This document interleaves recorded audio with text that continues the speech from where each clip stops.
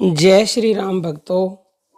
नाम जप से प्रारब्ध कर्म नष्ट होते हैं या नहीं? भक्तों, ये प्रश्न कई बार पूछा जाता है।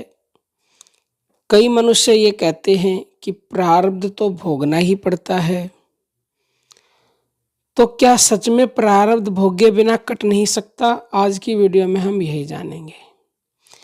देखो, नाम जप के प्रभाव से जब आप भक्ति करते करते इस स्थिति में पहुंच जाते हो कि परमात्मा को आप पा लेते हो, तो परमात्मा को प्राप्त हुए ज्ञानी पुरुष के वास्तव में प्रारब्ध, संचित और क्रियमान सभी कर्म नष्ट हो जाते हैं। 3 प्रकार के कर्म होते हैं: प्रारब्ध, संचित और क्रियमान। ऐसा स्वयं गीता में श्री कृष्ण भगवान ने कहा है। अध्याय 4 के श्लोक नंबर 37 में भगवान कहते हैं, हे अर्जुन, जैसे प्रज्वलित अग्नि ईंधन को भस्म में कर देता है, वैसे ही ज्ञान रूप अग्नि संपूर्ण कर्मों को समाप्त कर देता है।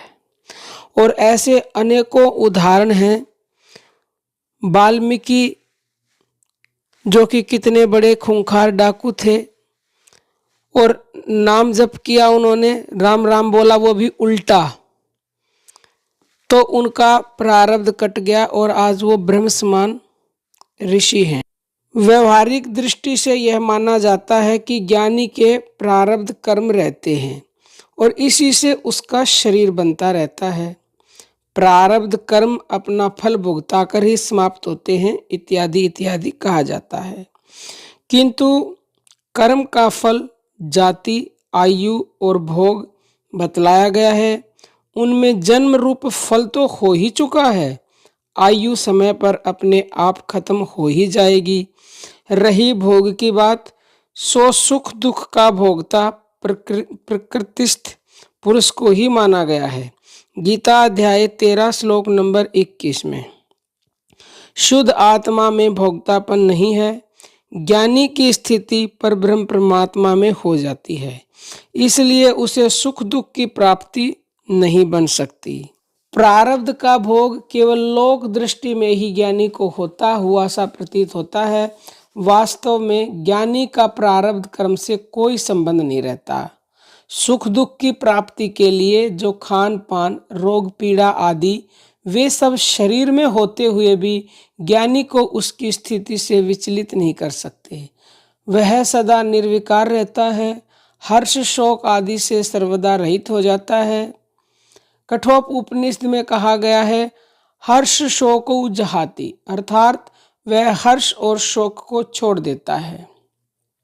छांदोग्य उपनिषद में कहा गया है, तरति शोक मातमवित, अर्थात आत्मवेता शोक से तर जाता है।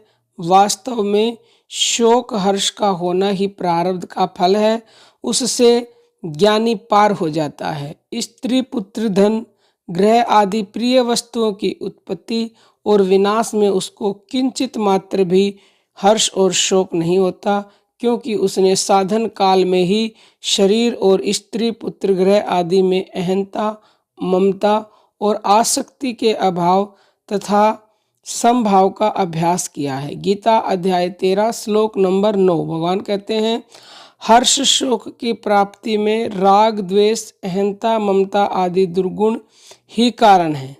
इनके अभाव के अभ्यास से साधन काल में ही, यानी कि नाम जप करते करते ही, भक्ति करते करते ही शोक और हर्ष यानी कि सुख और दुख आदि विकार प्राय क्षीण हो जाते हैं।